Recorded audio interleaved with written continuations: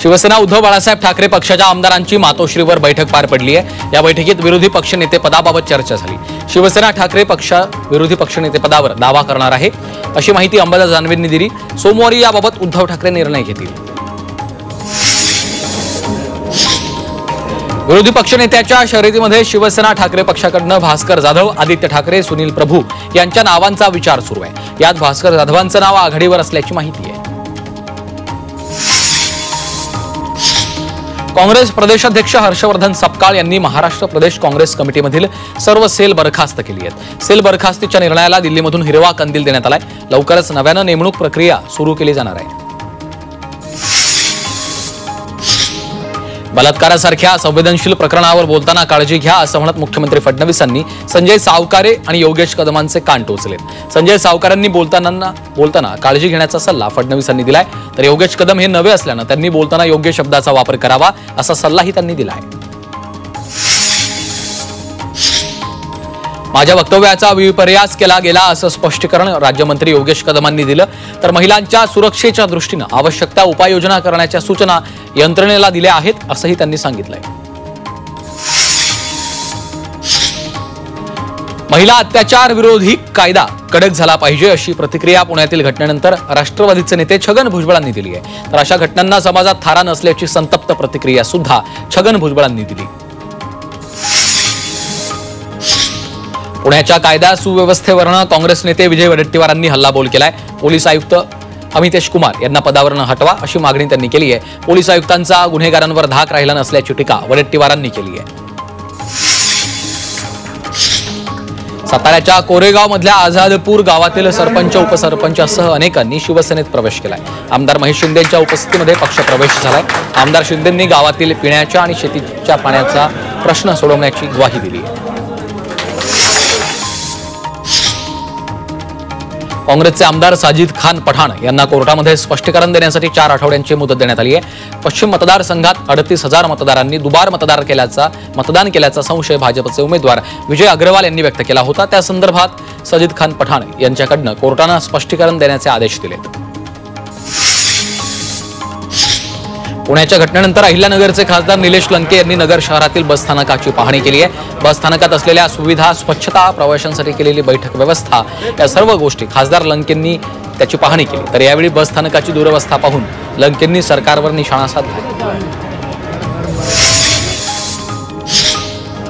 स्वारगेट अत्याचार प्रकरणी रोहिणी खडसेंनी प्रतिक्रिया दिली आहे। पुण्यात एकामागून एक महिला अत्याचाराच्या घटना घडत आहेत। 2 वेळा डेपो मॅनेजरनं पोलिसांना सुरक्षेबाबत पत्र पाठवलं होतं।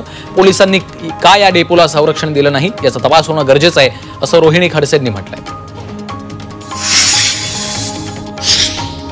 वाशिम जिल्ह्यातील 4 मुख्य बसस्थानकांपैकी केवळ वाशिम आणि कारंजा या बसस्थानकावर सीसीटीव्ही सुरू आहेत। मंगरुळपीर बसस्थानकावर अद्यापही एसटीचे सीसीटीव्ही बसवण्यात आले नाहीये, तर रिसोड बसस्थानकावरील 4 पैकी 2 सीसीटीव्ही पूर्णतः बंद आहेत। गेल्या 6 महिन्यांपासून या बसस्थानकावरील सीसीटीव्ही बंद असल्यानं प्रवाशांची सुरक्षा वाऱ्यावर आहे।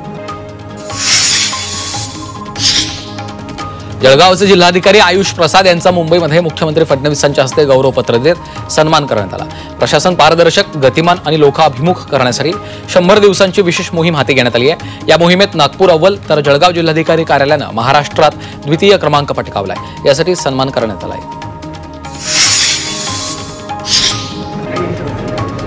भाजप नेते गणेश नाईकांनी नवी मुंबईमध्ये आज दुसऱ्यांदा जनता दरबार घेतला।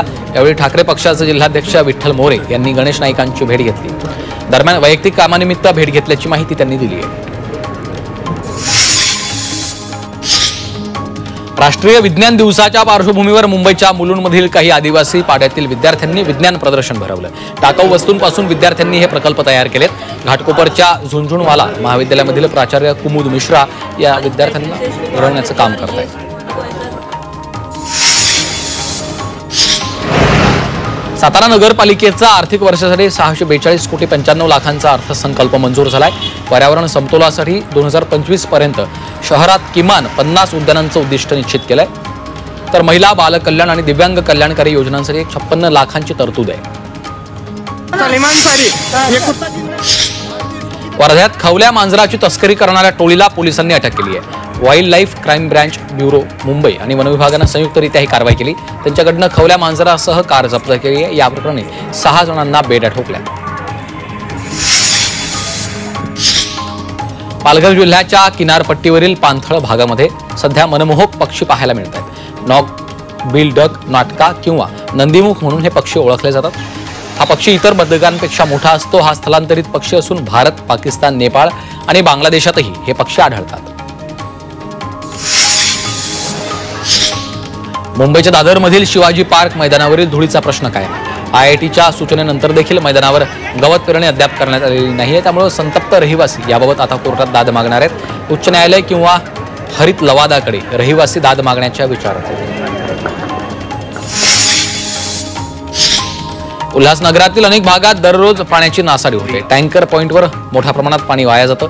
एका नागरिकानं पाणी वाया जात असल्याचं दृश्य त्याच्या मोबाईलमध्ये चित्रित करून ठेकेदारावर कारवाईची मागणी केली आहे. वाशिममध्ये श्रमसंस्कार शिबिरात महाविद्यालयीन विद्यार्थ्यांनी सायबर सुरक्षेचे धडे घेतलेत. यावेळी ऑनलाईन व्यवहार करताना सोशल मीडिया आणि इतर डिजिटल साधनांचा वापर करताना काळजी घेण्याचं आवाहन करण्यात आलं. RTE अंतर्गत मिळणाऱ्या प्रतिपूर्ती रकमेत 75% वाढ करावी अशी मागणी खासगी शाळा करतायत. RTE अंतर्गत वंचित घटकातील विद्यार्थ्यांना खासगी शाळांमध्ये मोफत प्रवेश दिले जात आहेत. त्यासाठी शाळांना शासनाकडनं 17,670 रुपये मिळतात. ही रक्कम पुरेशी नसल्यानं वाढवून देण्याची मागणी शाळांकडनं केली जाते.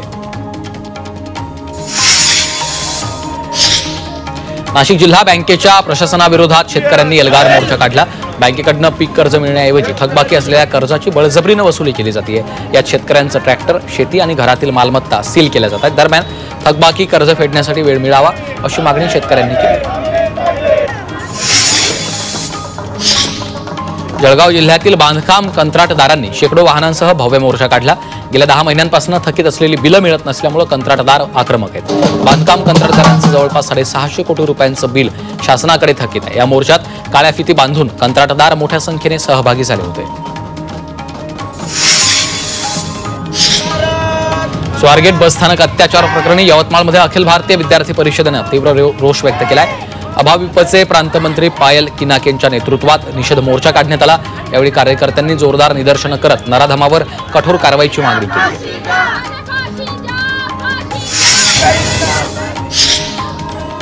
सार्वजनिक बांधकाम विभागाच्या वतीनं राहाता ते निमगाव खैरी या रस्त्यावरचं अतिक्रमण हटवण्यात आलं. मात्र अतिक्रमण हटाव मोहिमेत दुजाभाव होत असल्याचा आरोप नागरिक करतायत. यावेळी नागरिकांनी प्रशासनाच्या विरोधात संताप व्यक्त केला.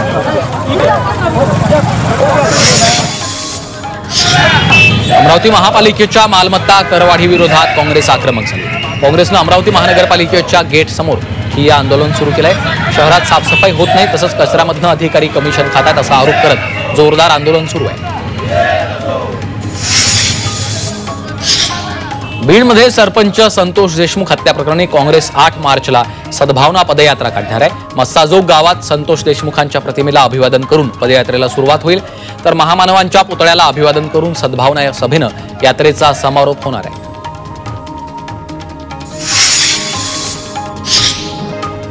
जलसंपदा विभागाची पाणीपट्टी वसुली युद्धपातळीवर सुरू आहे. कोट्यवधींची थकबाकी असणाऱ्या कोल्हापूर महानगरपालिकेला जलसंपदा विभागानं नोटीस बजावली आहे. थकबाकी त्वरित भरा, अन्यथा महापालिकेचा पाणी पुरवठा बंद करू असा इशारा नोटीसीद्वारे देण्यात आला.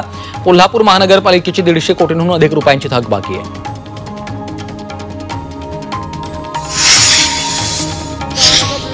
ठाणे मुंब्रा खाडी परिसरात वाळू माफियांवर ठाणे महसूल विभागानं मोठी कारवाई केली. अवैध रेती उपसा करणाऱ्या 2 बोटींवर कारवाई करत 15 लाखांचा मुद्देमाल नष्ट केलाय. वाळू उपसणाऱ्या बोटींमुळे रेल्वे पुलाला धोका निर्माण होण्याची शक्यता आहे. तरीही रेल्वे प्रशासन याकडे दुर्लक्ष करत आहे.